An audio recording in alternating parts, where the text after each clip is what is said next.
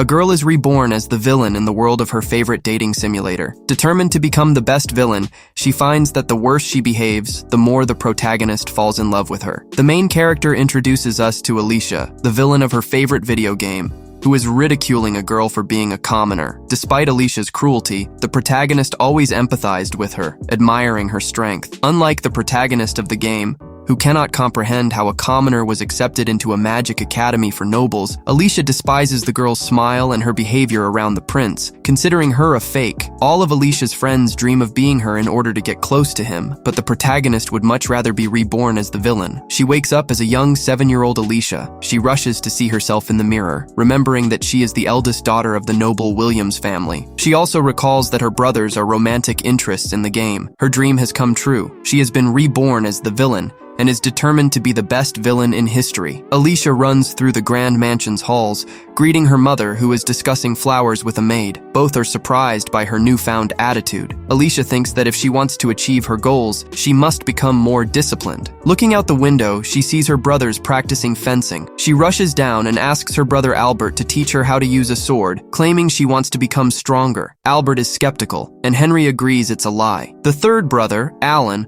also thinks she's hiding something. Nonetheless, Albert agrees to teach her, but first, she must build her strength. He asks her to do 50 push-ups and 100 sit-ups every day for a week. If she succeeds, he'll teach her whatever she wants. Alicia eagerly accepts. She decides to start training in the afternoon and use the mornings to learn magic, as magic exists in this world, and only nobles like her can wield it. There are various magical attributes: darkness, fire, light, wind, and water. Nobles who master these 5 attributes belong to the 5 great families that serve the king and are pillars of the kingdom. The Williams family are experts in the darkness attribute. Alicia searches the entire library for a magic book but finds none. She gives up and decides to read a book about plants instead, knowing one cannot live on magic alone. Alicia spends the day in the library learning about different magical and healing plants. That evening, she starts her exercises. After 50 push-ups, she needs a break. She realizes Alicia is very weak, but doesn't give up and begins her sit-ups. The next day, she completes her workout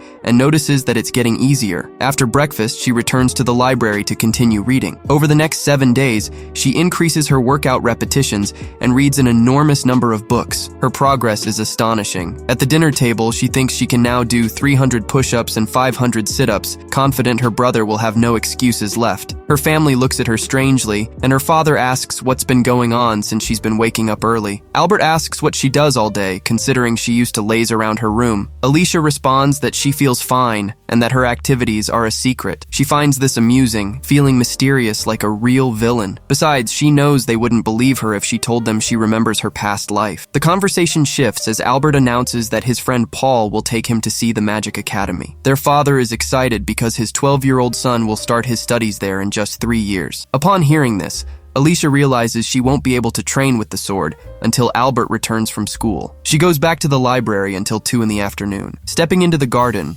she meets the various romantic interests from the game's roots. There's Eric from the Hudson family, who masters fire magic, Finn from the Smith family, who wields light magic, Gale from the Evans family, who uses wind magic, and Curtis from the Kenwood family, who uses green magic but isn't part of any of the 5 great families. Finally, there's the king's son, Prince Duke Seeker, who uses water magic and is the main love interest of the game's protagonist. Alicia admits to herself that she likes him the most, but decides that love is a protagonist's domain. This is her moment to take her first step as the villain of the story. Albert introduces his little sister to his friends. They all find her very cute. Knowing that a villain must have manners, Alicia introduces herself politely. Everyone notices that she's not at all like Albert described. She's sweet and well-mannered. Duke pays no attention to her, asking Albert if he's going to show his sword skills. Albert agrees. Alicia asks if she can join, assuring them she's done her exercises every day as promised. As Albert and Alan prepare to start, Alicia feels annoyed that they aren't taking her seriously. In a burst of determination, she snatches Albert's sword, kicks a nearby tree, and slices an apple in half with agility as it falls. Seeing this, Albert realizes that his sister has indeed trained as he asked, so he agrees to let her join. Excited, Alicia rushes off to change while the prince observes the clean slice she made on the fruit in surprise. A year has passed since Alicia's rebirth, and Albert continues to train her, focusing solely on swordsmanship. He believes there's little sense in teaching her more if she can't handle wielding the sword for long. During this year, Prince Duke has been visiting regularly. One day, while taking a break from practice, he approaches Alicia for the first time and asks why she's practicing fencing. She's about to confess that she wants to be a villain, but quickly realizes her mistake. Instead, she says she wants to gain the strength to protect a village. The prince encourages her, saying he hopes she achieves that dream, and pats her gently on the head. Albert interrupts their moment, handing Duke a book and questioning why he visits so often, suggesting it's more than just a love for literature. Duke shrugs, admitting he honestly doesn't know. Meanwhile, in the castle, the 5 noble families meet with the king to discuss the dire situation in the town of Loana, which is experiencing extreme decline. They dismiss it as a den of criminals, deciding instead to focus on the Golden Rose, believing the kingdom needs a symbol of hope. As they drink tea, the father of the Smith family tells Alicia's father that his son, Finn, invited Alicia to their house. Alicia's father nods, aware of the invitation, and reminds the others to keep in mind that his daughter has been extremely well-mannered lately. They recall that she was once selfish, but a year ago, she changed and now spends all her time in the library. Alicia and her brothers arrive at the Smith's house, where Finn greets them. A servant informs Albert that the king will be visiting that day. In the living room, Alicia spots a map on the center table, recalling that at the end of the game, her character is exiled to a foreign country. She wonders if her game has already ended. The king enters the room, and Alicia, confused, limits herself to politely greeting him. The king mentions that he has heard much about her and wanted to speak with her. He asks what she thinks about the kingdom's current state. Alicia is puzzled by such a complex question directed at an 8-year-old girl. Assuming it's a test of villainy, she seizes the opportunity. She replies that while the kingdom is a great power, it is not a good one, as most of the wealth lies in the hands of the nobles. The proof, she argues, is the starvation in Loana and the growing discontent among the people. The king asks how she thinks they should boost the economy to prevent this crisis. As a cunning villain,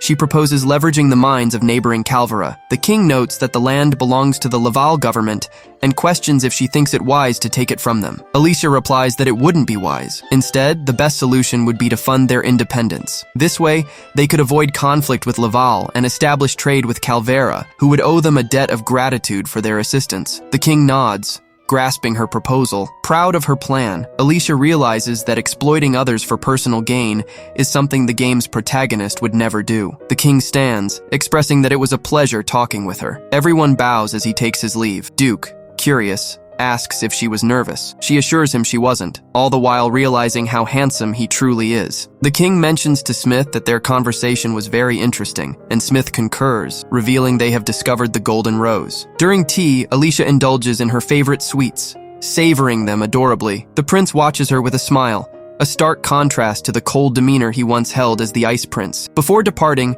Duke presents Alicia with a belated birthday gift, a necklace adorned with a large diamond. He bids her goodbye, leaving her in awe of the exquisite present. She knows that diamonds in this world are even more precious than in her previous life. At the palace, the king and the noble families watch as the Golden Rose blooms and shines. The king is astonished, convinced that they've found what they've been searching for, and asks who the owner is. They inform him it belongs to a baker, who kept it because it bloomed when his daughter was born. This means his daughter is destined to rule and lead the kingdom to prosperity, much like the blue rose before it. The king agrees that his son, who made the blue rose bloom, along with the saint who brought forth the golden rose, will rule together to ensure the kingdom's future. However, he knows they must first endure dark and difficult times. Back at home, Alicia completes 1,000 squats, envisioning the day she meets the protagonist. When the protagonist asks her to give up the prince, she vows to refuse right to her face, embodying the true essence of a villain.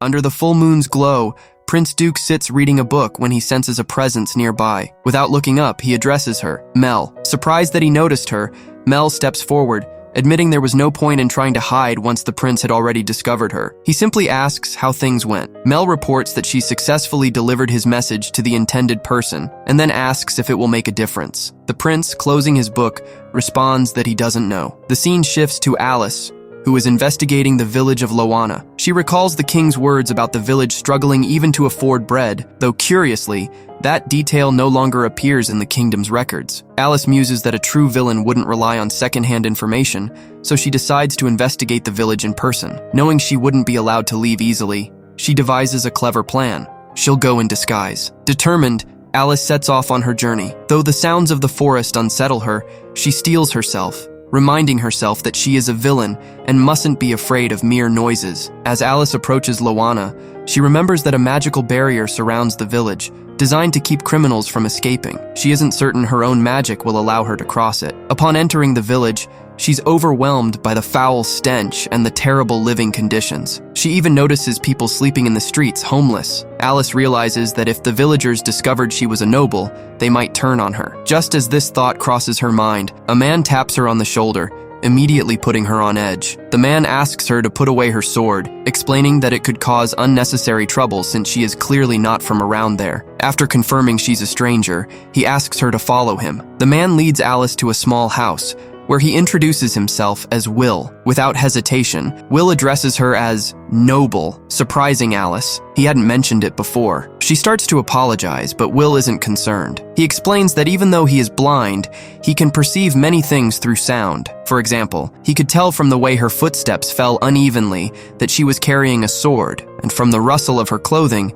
he knew she was a woman. Her scent, clean and fresh compared to the villagers, told him she was from outside the village. Will then deduces that if she came from outside, she must be an aristocrat with magic. He adds that, in his sighted days, he was surrounded by people like her, so her presence doesn't surprise him. Will reveals that he once worked at the castle, but was exiled to Loana after offending a superior, which cost him his sight. He continues, speaking about how traditions shouldn't constrain the present and how history should be studied to improve the current world. However, he points out, learning from books means nothing if it isn't applied in real life. Alice, moved by Will's wisdom, can't believe such a remarkable man was exiled. She asks if he holds any hatred toward the nobility. Will admits that he would be lying if he said he didn't, but he remains hopeful that one day someone will understand his actions. Shifting the focus back to Alice, Will asks her what she's doing in such a dangerous place. Alice opens up to him, sharing everything, including her dream of becoming a villain. Will listens intently, never judging her,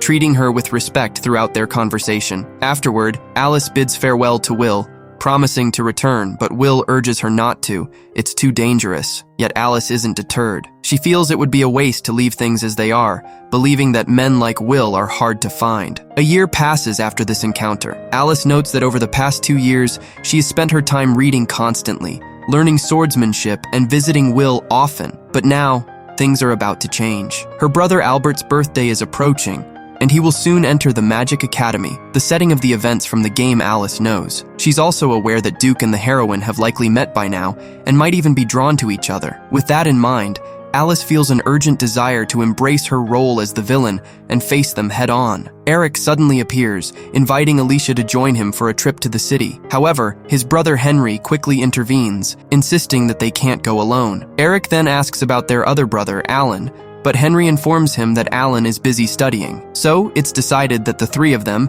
Eric, Henry, and Alicia, will head to the city together. Their first stop is a shop owned by one of Eric's friends. The shopkeeper introduces himself to Alicia as Paul, the plant seller. Paul shares that his family specializes in green magic, and that he is a noble, though of a lower rank. He enthusiastically talks about the wonders of plants, explaining how they can cure illnesses and heal the soul. Paul grew up surrounded by plants, which made it easy for him to study them, and his goal is to use his knowledge to help others. During their conversation, Alicia briefly explains the uses of amaranth, which catches Paul off guard. He's impressed and asks if she's particularly fond of plants. Alicia, trying to maintain her villainous facade, dismisses his compliment, saying that her knowledge is something everyone should know and that those who don't must not have studied enough. Paul is taken aback by her response, realizing that he just sounded like a proper villain, as Alicia would never openly admit to reading so many books. He mentally notes that he should keep studying how a true villain behaves. Paul, shifting the tone, jokes with Eric, teasing him that if he's not careful, he might find himself with many rivals for Alicia's attention. This comment makes Henry a bit jealous,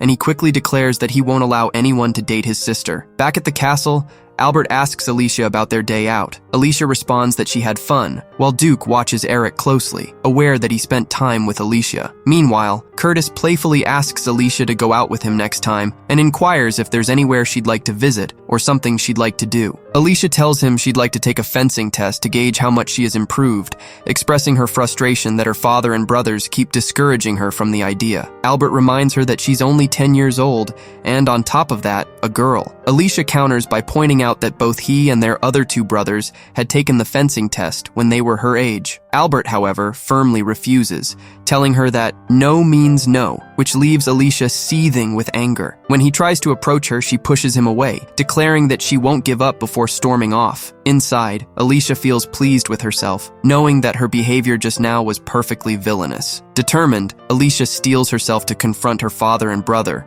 who continue to argue about not letting her take the test. When she finally reaches them, her father convinces her to wait until she turns 15 to bring up the subject again. Reluctantly, Alicia agrees and leaves, though clearly dissatisfied. Once she's gone, Albert speaks privately with their father, and it becomes clear why they're so hesitant. They both know that Alicia is a better swordsman than any boy her age. Allowing her to take the exam would likely draw significant attention, for better or worse. Albert shares a curious concern with his father. It's very likely that the 5 great families are already aware of what's happening, and he's unsure how much longer they can keep things hidden. Still, he hopes that as long as Alicia remains a child, she can lead a normal life. In her room, Alice grows frustrated with being treated like a child. Although she is only 10 years old, she tells herself that she cannot afford to waste any more time. Her goal is to become the greatest villain in history, so she decides to visit Will, hoping he might help her understand what she's feeling. When Alice arrives at Lawana during the day, she sees the town's true face, as she had only visited it at night before. Violence runs rampant among the people, and even children are not spared from the brutality. Shocked, Alice almost intervenes, but Will arrives just in time to stop her, knowing that she wouldn't be able to do anything in her current state. After all, she's still a child. Later, back at the cabin, Will tends to an injured boy, though he doubts the boy will survive as he doesn't seem strong enough. Will explains that such tragedies are common in Lawana. He gathers children together to teach them how to read and do basic math, but the boy is special, an orphan but remarkably intelligent. Even at 6 years old, he would impress someone as old as Will. With proper education, Will believes the boy could become a great man. However, the town's children are viewed as lifelong criminals, and Will admits that no matter how much he despises it, there's little he can do to change that. He tells Alice not to blame herself for what happens in Lawana. Reflecting on her privileged position, Alice feels torn. She knows a villain wouldn't care about helping others, but she feels an urge to do something. Comparing herself to the heroine,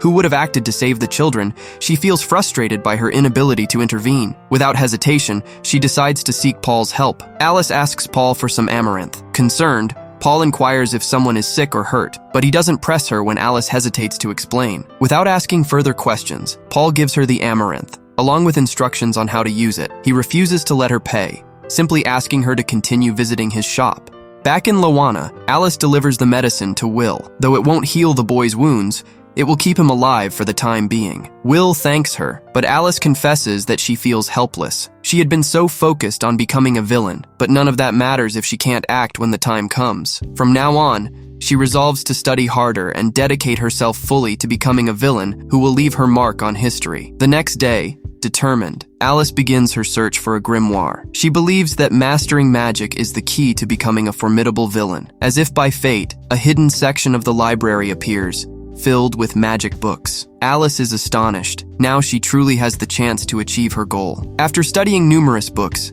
Alice learns that magic is divided into levels. Spells from level 50 onwards require the mana of the 5 great families, and the highest recorded magic level is 100. Alice recalls that, at some point in the game, Prince Duke and the heroine surpass that level. Even though a villain might be destined to be weaker than the heroine, Alice resolves to do her best regardless. She starts by practicing level 1 magic, which involves levitating objects. After a few attempts, she successfully levitates a small book. Encouraged, she moves on to level 5 magic, allowing her to move entire books. However, she starts to feel tired and decides to rest for 5 minutes. Just then, Alice hears her father calling her name. To her surprise, it seems the king has come to visit her. In her mind, Alice sees this as a test, a trial for a villain. During the carriage ride, the Duke asks the king why he wants to see Alice. The king explains that he hasn't heard much from her lately and wants to know what she's been up to. Once they arrive, Alice finds herself before the leaders of the 5 great families, and she wonders if her villainous reputation has already reached them. The king gets straight to the point, asking Alice what she thinks of the kingdom. Specifically, how it operates. Thinking like a true villain, Alice bluntly replies that she despises the preferential treatment given to nobles, noting that the most incompetent individuals rule simply because of their noble status. Some of the leaders are visibly offended, but they allow her to continue. Alice adds that this doesn't apply to all nobles. It only takes mana to be considered powerful, but mana and political skill are entirely different. No matter how talented a commoner is, they will never be given a chance. It's absurd how much potential is wasted under this system, she says, and it gives her a headache. The king then asks one final question. If she despises the system so much, does it bother her to belong to one of the 5 great families? True to her role, Alice replies that being born into her family was purely by chance, and to cling to such status while more talented people are left behind would be vulgar. As the audience ends, Alice, visibly exhausted, begins to falter. Before she collapses, Duke rushes to catch her. Albert, who is nearby, suggests they take her to her room, but Duke insists on carrying her himself. Once in her room, Alice briefly opens her eyes. Duke, noticing this, rushes to fetch the medicine for her. When she doesn't respond in a desperate act, he takes the medicine and passes it to her through a kiss. If you've reached this point in the video, don't forget to leave the word exquisito in the comments. Thank you very much, and see you in the next video.